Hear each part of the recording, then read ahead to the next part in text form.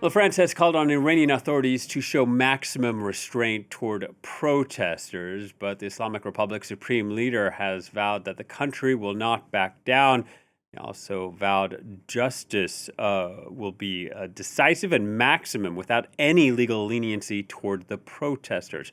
Rights groups say dozens of people have died in the unrest, which began last month. Demonstrations have now spread to all of Iran's 31 provinces.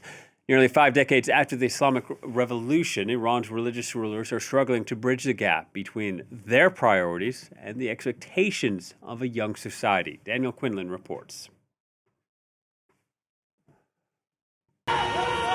Still protesting, but now cut off from the outside world. The Iranian government severed phone and internet access Thursday night in an ominous sign that in the past has preceded crackdowns. Protests started on the 28th of December after the local currency plunged to record lows, causing added hardship in an economy already under strain.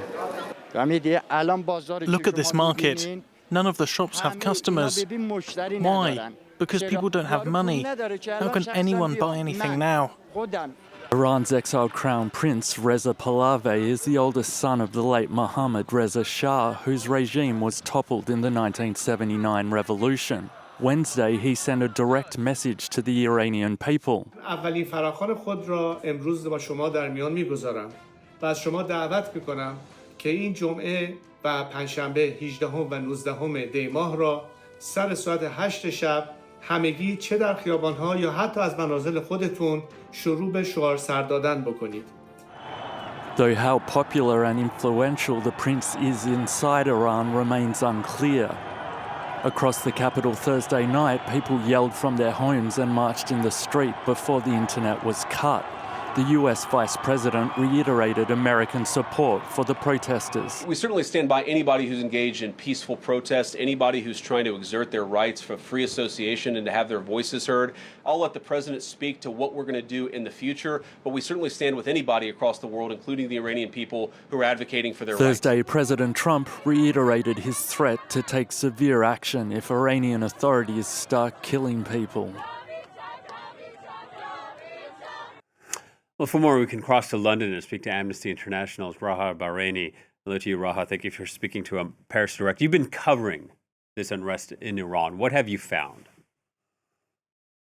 We have been investigating the deadly crackdown that the Iranian authorities have been waging once again against protesters across the country. Over the past week, we have spoken to dozens of informed sources, including protesters, victims, eyewitnesses, journalists, and human rights defenders. And they have consistently described how security forces have been using rifles, shotguns loaded with hunting ammunition, beatings, water cannon, and tear gas to intimidate, disperse, and punish protesters. Unfortunately, once again, Iranian people are being met with deadly protest dispersals by the security forces in Iran, who kill and injure unarmed protesters with total impunity. People in Iran are daring to express outrage at decades of deepening poverty, economic decline, and political repression. And the Iranian authorities are once again using their well-honed machinery of repression to crush and wipe out dissent. But the situation feels different. Despite repeated gunfire and relentless repression, people have kept pouring into the streets, demanding fundamental change, freedom, and dignity.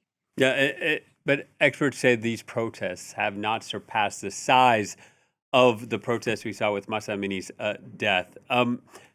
Still, is there something different about this current protest movement that sets it apart from all the other relatively recent protests we've seen in Iran? So the protest started in smaller numbers on the 28th of December. They first erupted in the form of shop closures and strikes in Tehran's bazaar.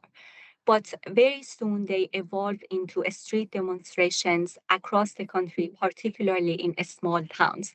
when people took to the street, not only expressing socio-economic grievances, but also outrage against decades of political repression.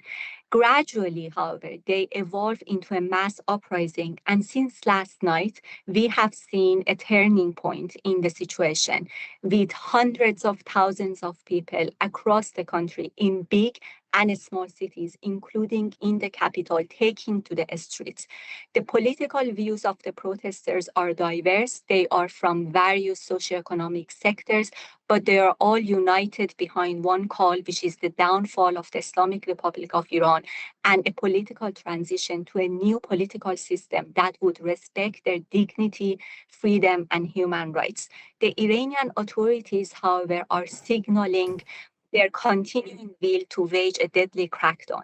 We documented the unlawful killing of at least 28 protesters and bystanders, including children, just in the course of 4 days alone, between the 31st of December and the 3rd of January. We are continuing our investigations because sadly, it appears that more injuries and deaths have taken place in the last couple of days, which we are continuing to investigate.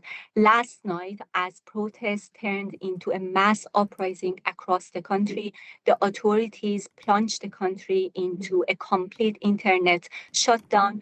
As a result, accessing information has become very challenging since last night, and we are extremely concerned that a new wave of mass protest bloodshed might be on their way as the Iranian authorities are preventing people from inside Iran to make their voices heard globally.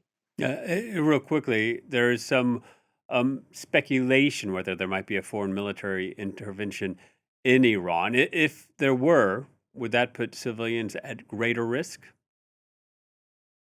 So at Amnesty International, we generally do not take a position on the use of force at the international level, but what we emphasize is that international humanitarian law must always be respected, and the safety and rights of civilians must be the primary concern of all member states.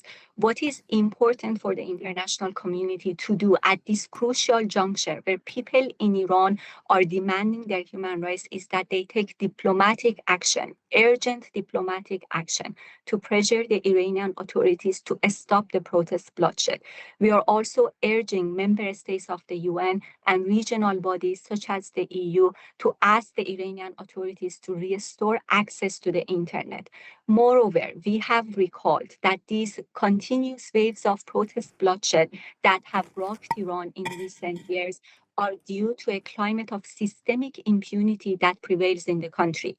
Security forces enjoy absolute impunity for crimes under international law, such as murder, torture, rape, and enforced disappearances. It is therefore crucial that prosecution authorities around the world initiate criminal investigations under the principle of universal jurisdiction into the crimes committed in Iran.